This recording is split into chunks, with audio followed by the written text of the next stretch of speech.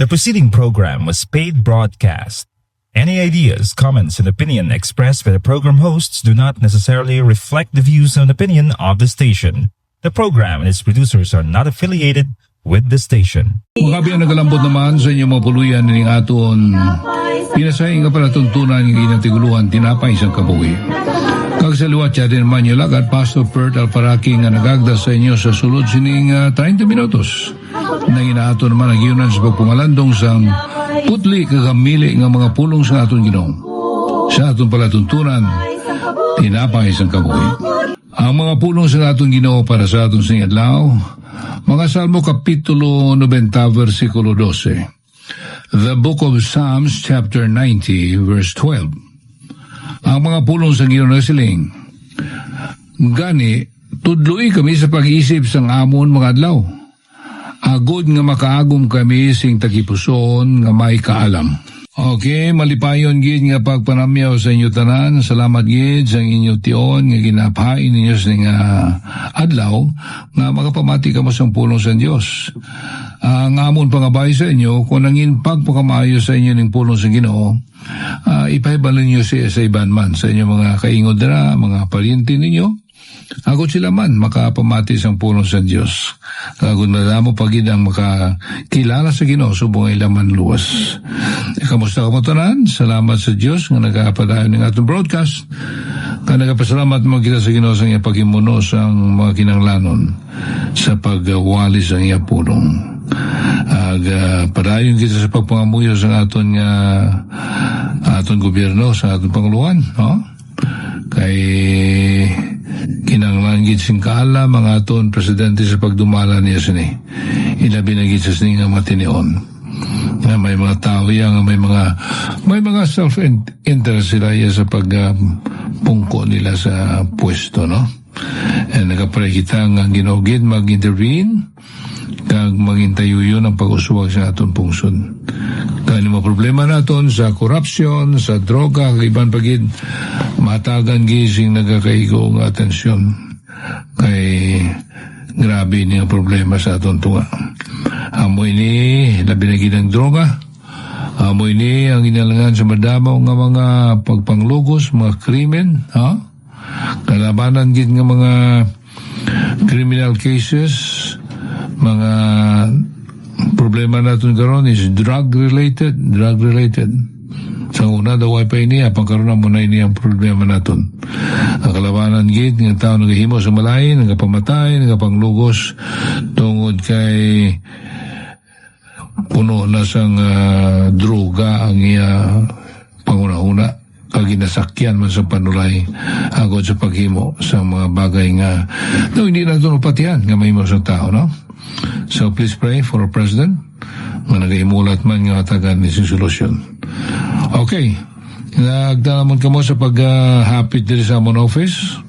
May mga Bibles pa kami diri. Sorry nga di namon ni mapadala sa by mail tungod kay kulang kami sa fondo. Kundi kung magkanto ka mo diri, matagaan namon ka mo sa Bible. Kag ibang pagirahan nga mablason nga magamit ninyo. Ilabi na gid black mo nga nagasugod na kamo sa mga Bible study dira sa lugar. Hindi man kinahanglan nga pastor gid makadudra kun kamo Kristohano na kag nagatuon man sa pulong sa Dios ang inyo natunan kag nibaluan ipalinton man si ban. Kung sila man hibalo sa kamaturan gikan sa pulong sa Dios. Okay? Mo nang pagpangangkat sa aton tanan. Karon magpamatian na kita diri sa isa ka ambanon. Mga biyan matawag mo ginaminsay sa ambanon, nag-remind sa aton nga magkulat kita sa Ginoo. Kaya kung kaysa luyag naton nga ihatag diyan sa Ginoo ginapangayo ta. Pero ang ginahimo sa Diyos kung kaysa nga nagapaligad siya na sang tion. Naparas mo sa case ni Lazaro. Sang napatay si Lazaro, nagpabilin pang Ginoo sang 2 kadlaw pa. Before nagkanto siya dito sa lugar ni Lazaro. Kapag po siya dito, patay na si Lazaro. Mga 4 na kadlaw sa lubngan. So gani, tandantay na nga kung kaysa ang ginapangayo naton hindi paghihatag sa Diyos gilayon. Sometimes we have to wait. Kaya may mga leksyon pang luyag ang Ginoo'y katudlo sa aton. Di ba? Hindi kita mag-una sa kabuton sa Diyos. Karon, naari kita sa Kapitulo 70, 5 lang ini ka versikulo. Sa bagay, kuhaon lang pinakabilog din yung kamaturan. So makadto kita sa 71. Kaya dire focus ang atong pagtuon karong adlaw. Psalm 70. Sa panyo nga ining 5 ka verses nga ini, makita man nyo ini sa Salmo Kapitulo 40. Insulit lang bala? Kaya may ban gani nga na sila nga hindi parte sa kasulat kaya naging sulit man lang ini. Pero ang Ginoo may purpose kit nga ginahimo niya na kung kaysa hindi ba lang ginasulit niya mga kamaturan for a purpose. Basahan ninyo ba lang the last verses ng chapter 40 kay parehas gina sa kaundan sa Kapitulo 70 sa mga Salmo. Kaya ang rason din ako nga ginaripit, ginasulit sa Diyos sa mga kamaturan kay kalipat kita mo. Ini mga natunan na natin sa mga Salmo ini, hindi na ako na madumduman, pilakat lao, malipatan ko na, balikon ko naman na, kag-review naman, kakalipat kita. Tinibaluan na sa Diyos. So ginasulit niya. Kag maayos ang pagsulit, no? Bisan pa sa mga sa mga natunan naton. May isa gani kasimbahan nga kung may pastor nga magwali to sa ila, ang isa sa ila sini nag-take notes ni siya. And then paghapon, nag-atag siya quest. Inasulit niya ang ginuwali ang pastor sinangaga. Namigid. At kalabanan gid, pamagbuton mo na ang iba hindi na sa kadumdum. Pero kung ginasulit, gina-review, matumduman nila ang ilang natunan sa aga, kaglaban-laban sila, mangita ginasing doog sila tigpuson. So, repetition is good for all of us. Na binagi kong gulang-gulang na ikaw. So, mo naginihimo diri ang the last verse, 5 verses of Psalms 40, ginsulit lang ina diri sa Kapitulo 70. Natawag nila niya, just a little Psalm of David, malipot lang mo. Hindi man niya yung labing malipot yet, no? May harap pagiging malipot. Kaya gini, kung magbasa ka mo sa versikulo 1, dali o Diyos sa pagluwas sa akon. This is tawag na ito na urgent. Pangabay gito sa David ng Ginoo, please. Kung mahimo, hindi na ikaw magpalantang kari kadayon. Luwas sa ako sa kamot sa mga kaway. Kay ang ginagyan ni David, tama na grabe nga maginagyan niya. Sabi mo ni ato pangamoy sa Diyos, Lord, please. Kung mahimo, padala mo dayon. Kaya kinanglanon ko na ang imo nga bulig. This is a cry. This is an urgent cry for deliverance. And also a song of remembrance. Kaginsilin akong kaina, this is a repetition of the last 5 verses of Psalms 40. Cry balay, this is a cry for immediate help. Nahimo man siya kung kaysa. May matinion man nga kung mangayo kita, right away hatag man sa Diyos. Pero in many cases, ginapahulat kita sa Ginoo. Agod makatuon kita sa pagpailob, sa pagulat sa kabuton. Kag kung magbasa ka mo sa versikulo 5, ay lipoton lang natin pagtuon natin halin sa versikulo 4, sila nila, magkalipay ka makasadya sa imo ang tanan nga nagapangita sa imo. Ang mga nagahigugma sa imo kaluwasan, magsiling sing dalayon dako ka nga Dios, no? This is a song of remembrance. Magkalipay ka makasadya sa imo ang akon ang tanan nga nagapangita sa imo. They have all the reasons to be happy, to be singing. Kaysa pagkamatudo ay sila ginpabay sa Diyos. Halin pa sa pagwa nila sa Ehipto. Wala gid sila ginpabay sa Ginoo. Ang ila kinanglanon ginimunan sa Diyos. Sa pagsulod nila sa duta sang saad, kuhay man sila ginpabay sa Ginoo. Sa ila pagpakig-away, ang Ginoo nagbulig sa ila sa pagtabog sa mga Canaanites, kag iban pagiging nga naga-occupy dito sa Promised Land. So gani, they have the reason to sing, to be happy. Amo man kita. kaysa nga nag-focus lang kita sa aton mga problema. Nalipatan ta na madamo nga pagpakamawis ang Dios. Muna sila niya ako one times din ko, madamo sa mga butang instances nga ginluwas ako sa Diyos o kung kamuman nga ita kay balo. No, ita kay balo. Na kung wala siya ang tayo, nag-drive ko sa salakyan, kung wala yung Ginoo, dugay na. Pero tungkol kaya ala si Pirme nga nag-upot sa aton. Nagabantay sa aton. Madamo sa mga tinion nga unta, wala na kita apang ginluwas kita sa Diyos. And we have the right reason to thank the Lord for. Nakatapusan nga bayan sa versikulo 70, ano ginasiling dira? Apang ako imol, kag nawadaan, dali-dali sa ako na Diyos. Ikaw ang akon kabulig, kag akon manugluwas, o Ginoo dili ka magpalantang, no? So, naga-demand gid rin, naga-request gid si David nga kung mahimo Lord, hindi kita ko pagpabayi. Kag sabit niya diri ang mga imol sa versikulo 5,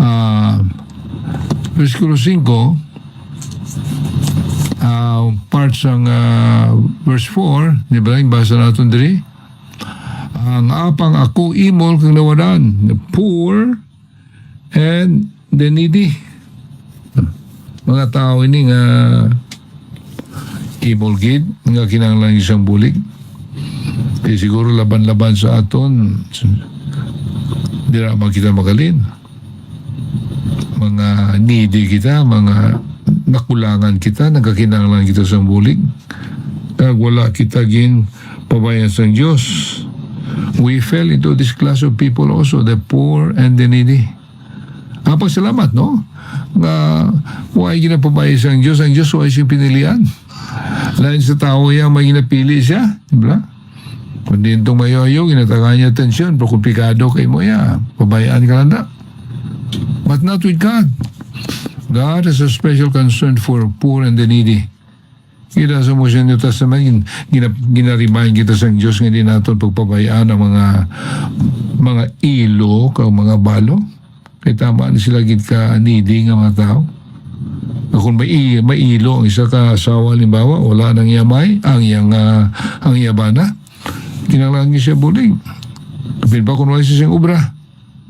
Ngani sa aton masimbahan, yung tagaan nato na sa atensyon gid ang mga balo, the widows.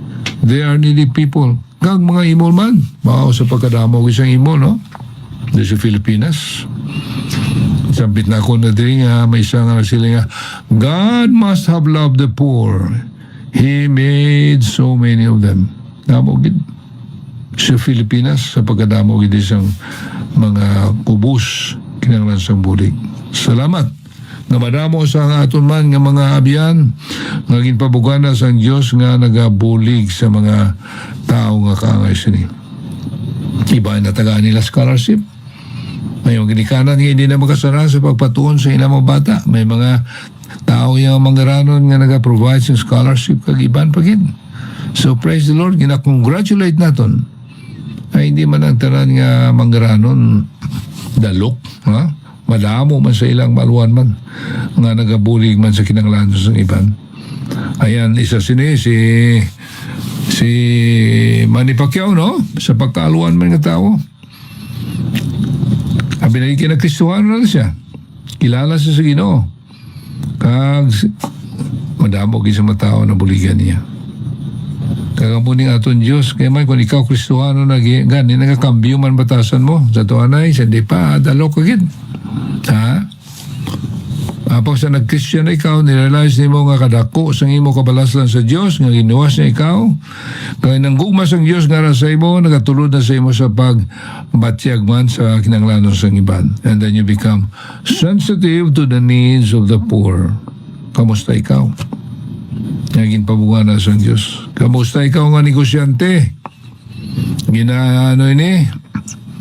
Mga nagalubra sa imo, ginapagwanta ni mo. Mas nakaroon, wala sila sing social security, wala sing Medicare. Ha? Wala PhilHealth. Nga maayo man ang imo business, ginpakamaayo man ikaw. tama siya dako nga sa labto nato sa Ginoo. Nga ginpabugan na ikaw sa Dios, makabulig man ikaw sa mga imol nga kangay sina sa ila. Pero ginapiyong lamang ng imo mga mata. So manami man nga reminder sa aton, ining katapusan nga bahin sa versikulo 70. Not to forget the poor, not to forget the needy. Kay kinanglan sila sa aton bulig. Okay. So dinala kita sa kapitulo 70, makato na kita sa kapitulo 71. 71 sa mga salmo. Nami ini kay daw salmo ini nga malapit sa akong tagipusoon. Malanyo ng rason karon kung sa aton pagtuon sini. Psalm 71. May mga Bibles ko mo dira, paliw bukas ini sa siningabahin sa kasulatan. Kapitulo 71. Ginakabi gini nga salmo, the psalm of old age, the psalm of the senior citizen. Kaya ang topic diri, parte sa matigulang ini. Di makarelate ako sa niya, kay manti, diran ako sa namo. I'm 79 now, by next year I'll be 80 years old. Dani maka-identify ako, makarelate ako sa sininga masalmo. And the possibility is that when David wrote this, sa pagsulat ni David sini, kulang na siya. He must be in his 80s or so when he wrote Psalms 71. Now, tanaw talang din ang mga versikulong tandugo natin sa niya sa 71 chapter.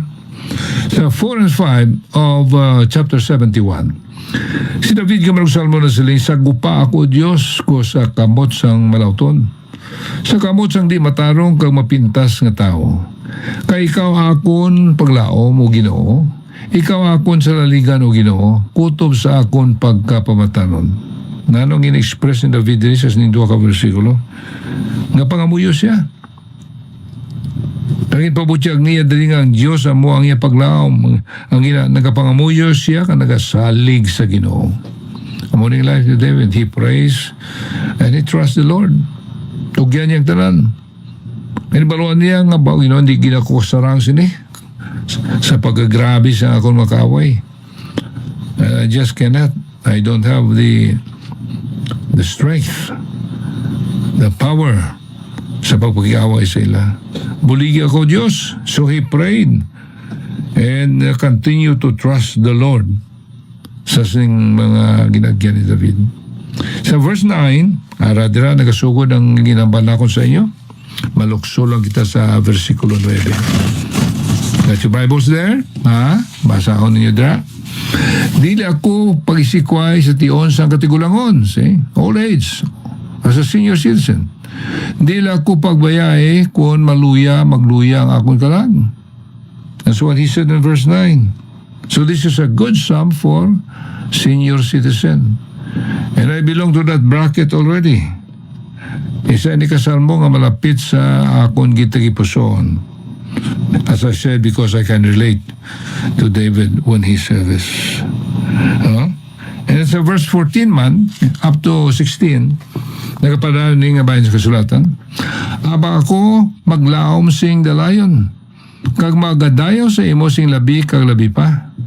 Ang akon baba nagasugid sang imo pagkamatarong, sang imo kaluwasan sa buos nga adlaw, kay wala ako makahibalo sang kadamuon nila.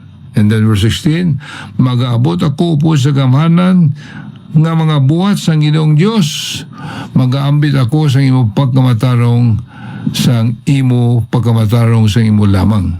Okay, here we are in verse 14 to 16. Again, another reference of old age. Magtigula na kita. Mabot pila sa inyo nakapamatid ang mga gulang-gulang na. 60 taon na, 70, 80 years old, no? Yan yung mga panguna-una nga makuha natin sa sinibang kapitulo. Nga kung ikaw senior citizen na, dan ikaw, hindi maayo nga katukan na sa God, kag pahimunong, magpungko lang sa aking sermo, kagawin ikaw ginahimo. Kaya balo ka mo, kung tigulang ka na, may temptation man nga magtinamad ka mo. May temptation man magtinabad ikaw kung gulang ka na, himo mo na balibad na gulang ako. I have to remind myself of that. No, hindi na ako kawali, tigulang ako. Hindi na ako katindo mo na bala. So, maayo ining reminder sa ato. Kaya ko sabi sa gulang nga kita, may mahimo pa kita. Walang ginapadaganta na lang, mapungko na lang kita sa God, no? As a senior citizen. But don't go onto the corner and sit in a rocking chair. Labanan matigulang may rocking chair. Ako sa balay, baka paborito ko gina nga plungkuan, rocking chair. Duha na kabilog kay Isaiah sa nga ako nasawa ti mga pikapi kami na kunaga pungo kami na nga duha sa dako man nga bintana nga naga-overlook sa amon yard. Bala ka namin nga view. Ang batian mo na mga sininggit sa mga kabataan. Sa mga senior citizen, amon yung paborito kinila nga plungkuan. The rocking chair. Ang temptation dira nga tungod kay daw luyin lawas mo na lang mo no bungko ka lang dira way ka na sa ginahimo when actually may mahimo pa ikaw kung imo gid papinsaron si Mayon di ba may mahimo pa ikaw. God has not forsaken you as a senior citizen. Ang Ginoo ya ara gid dira hindi gina siya biya sa imo. Tub-tub gid sa imo kumatayon. Updan gid na sa Ginoo. Up to your dying age, the Lord is going to be with you.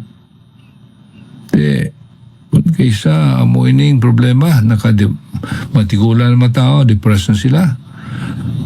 Kapit pa kung wala sila nagkapsita sa ila. Katulad sa mga nursing home dito sa Amerika. Natalagsa na lang sila ginabisita sa ilang mga kabataan. Makaluluin na kamtangan kaysa dito ako munang isa sang paborito kong inobra. Mangita ko na upod, makadto kami sa nursing home, mabasa sa scripture, makanta sa mga tigulang, maaluya ginila na. Luya ginila nga may isa nga mga bisita sa ila.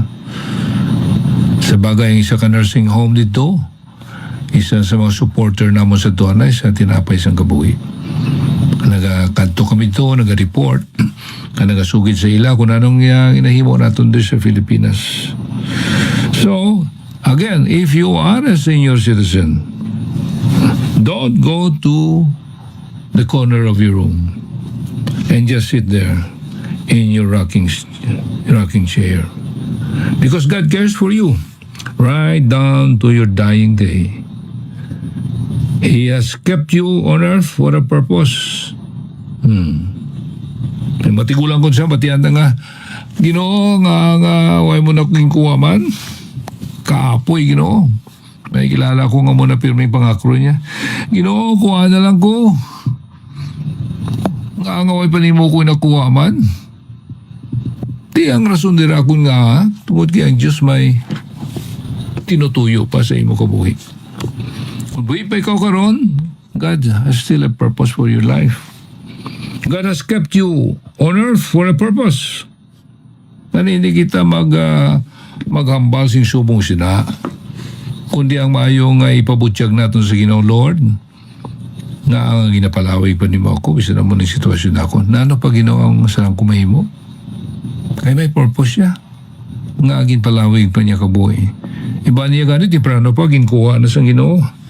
Rather say to the Lord, Lord, don't let me sit down in my rocking chair permanently.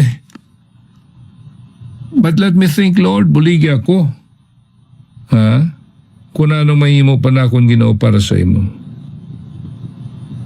Ako nga may maya na ako ikaw. So probably, sa siningation, nag-aambal ako dira sa mga senior citizen, katulad na akon. Nga buwi pa ikaw karon, nga ginapalawig pa ikaw sa Diyos, bisan masakiton ikaw, kay mga ituyo pang Ginoo. Kaya makaminister pa ikaw sa imo mga apo. Makasugilanon pa ikaw sa ila, ka masugi na nungod sa Ginoo nga imo nabaton. You still can do something. Isa ka man may gig nga mahimo sa isa ka senior citizen. Kung nagulang ka ng gig, nga daw halos ka na makatindog, you can pray. Pangamuyo, isa na ina. Kay tigin manduan kita magpangamuyo. Pangamuyo ang aton gobyerno. Pangamuyo ang aton mga hinigugma. Kang tanan sa palibot naton. And mahimo inaani mo.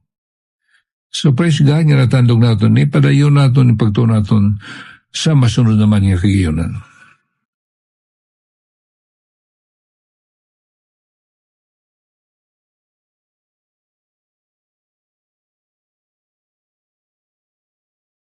Mga biyan padayon naton ning aton mensahe sa sunod naman kagiyonan parte sa mga senior citizen. The old folks, no? Gabay pa nga nangin pagpakamayo man ning aton pagsugilanan karong adlaw sa pulong sa Dios ang gindala nakon sa inyo. Ang Ginoo magpakamayo gid sa inyong tanan.